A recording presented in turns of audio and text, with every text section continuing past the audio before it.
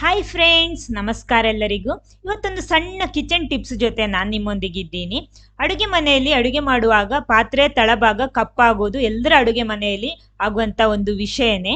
But ಅದನ್ನು clean ಮಾಡಬೇಕಿದ್ರೆ ತುಂಬ ಕಷ್ಟಪಡ್ತಾರೆ ಎಲ್ಲರೂ. ಕೆಲವರು ಪಾತ್ರೆಯನ್ನೇ ಬಿಸಾಡಿ ಬಿಡ್ತಾರೆ.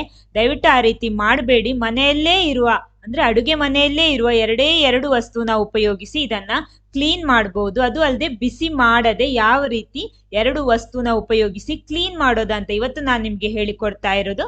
ಬನ್ನಿ ನೋಡೋಣ.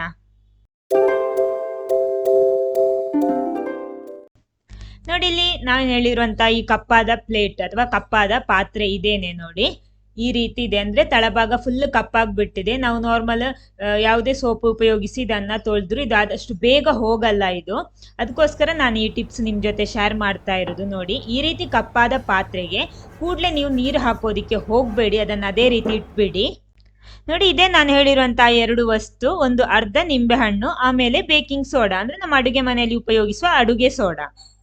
ಮೊದಲು ನಾವೇನ್ ಮಾಡ್ಬೇಕಂದ್ರೆ ಬೇಕಿಂಗ್ ಸೋಡಾ ಅಂದ್ರೆ ನಮ್ಮ ಪಾತ್ರೆಗೆ ಎಷ್ಟು ಕಲೆ ಹಿಡಿದಿದೆ ಅಂತ ನೋಡ್ಬೇಕು. ಅದಕ್ಕೆ ಅನುಸಾರವಾಗಿ ನಾವು ಇಲ್ಲಿ ಬೇಕಿಂಗ್ ಸೋಡಾ ಹಾಕ್ಬೇಕು. ಜಾಸ್ತಿ ಬೇಡ, ಸ್ವಲ್ಪ ಜಾಸ್ತಿ ಕಲೆ ಇದ್ರೆ ಅಂದ್ರೆ ಕಪ್ಪಾಗಿದ್ರೆ ಸ್ವಲ್ಪ ಜಾಸ್ತಿ ಹಾಕೊಳ್ಳಿ, ಇಲ್ಲಾಂದ್ರೆ ಸ್ವಲ್ಪ ಹಾಕ್ಬಿಟ್ಟು ಒಂದ್ಸಲ ಇದನ್ನ ಫುಲ್ ಆಗಿ ಸ್ಪ್ರೆಡ್ ಮಾಡಬೇಕು.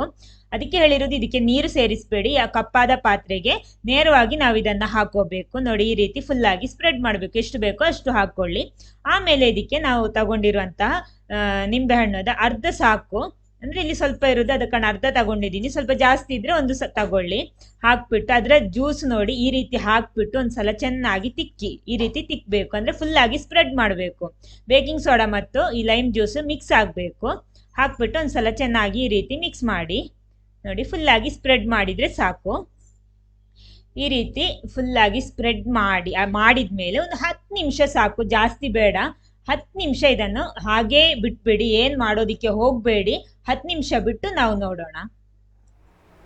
ನೋಡಿ, ಇವಾಗ 10 ನಿಮಿಷ ಆಗಿದೆ ನೋಡಿ. ಇನ್ನಿದನ್ನ ನೀವು ಯಾವ ಡಿಶ್ ವಾಶ್ ಉಪಯೋಗಿಸಿ ತೊಳಿತೀರೋ ಅದರಿಂದ ತೊಳಿಬಹುದು. ಸ್ವಲ್ಪ ನೀರು ಹಾಕ್ಬಿಟ್ಟು ಸ್ಕ್ರಬ್ಬರಲ್ಲಿ, ನಾನಿಲ್ಲಿ ಸ್ಟೀಲ್ ಸ್ಕ್ರಬ್ಬರ್ ಏನು ಉಪಯೋಗಿಸಿಲ್ಲ, ನಾರ್ಮಲ್ ಸ್ಕ್ರಬ್ಬರ್ ಇಂದ ತೊಳಿತಾ ಇದ್ದೀನಿ. ನೋಡಿ, ನಾವು ಫಸ್ಟ್ ವಾಶಲ್ಲೇ ನೋಡಿ ಎಷ್ಟೊಂದು ಕ್ಲೀನ್ ಆಗಿ ಬರುತ್ತೆ ಅಂತ ನೋಡಿ. ಓಕೆ, ಒಂದ್ಸಲ ಚೆನ್ನಾಗಿ ಒಂದ್ಸಲ ತೊಳೆದ್ಬಿಟ್ರೆ ನಮಗೆ ಪಳಪಳ ಅಂತ ಹೊಳೆಯುವ ಈ ಪಾತ್ರ ಸಿಗುತ್ತೆ. ಕಪ್ಪಾಗಿರುವ ಪಾತ್ರ ಹೋಗ್ಬಿಟ್ಟು ಪಳಪಳ ಅಂತ ಹೊಳೆಯುವಂತಹ ಪಾತ್ರ ನಮಗೆ ಸಿಗುತ್ತೆ. ಬೇರೆ ಏನು ಕೆಲಸ ಇಲ್ಲ, ಎರಡು ವಸ್ತು ಸಾಕು. ನೋಡಿ, ನೆಕ್ಸ್ಟ್ ಇದನ್ನ ಚೆನ್ನಾಗಿ ತೊಳೆದ್ಬಿಟ್ಟು ಒಂದ್ಸಲ ನೀರಿಂದ ಚೆನ್ನಾಗಿ ತೊಳೆದ್ರೆ ಸಾಕು. ನೋಡಿ, ಈ ರೀತಿ ಫುಲ್ ಆಗಿ ನೋಡಿ. ಇವಾಗ ನೋಡಿ, ನಮಗೆ ನೋಡುವಾಗಲೇ ಗೊತ್ತಾಗುತ್ತೆ ನೋಡಿ ಎಷ್ಟೊಂದು ನೀಟಾಗಿ ಹೋಗಿದೆ ಅಂತ.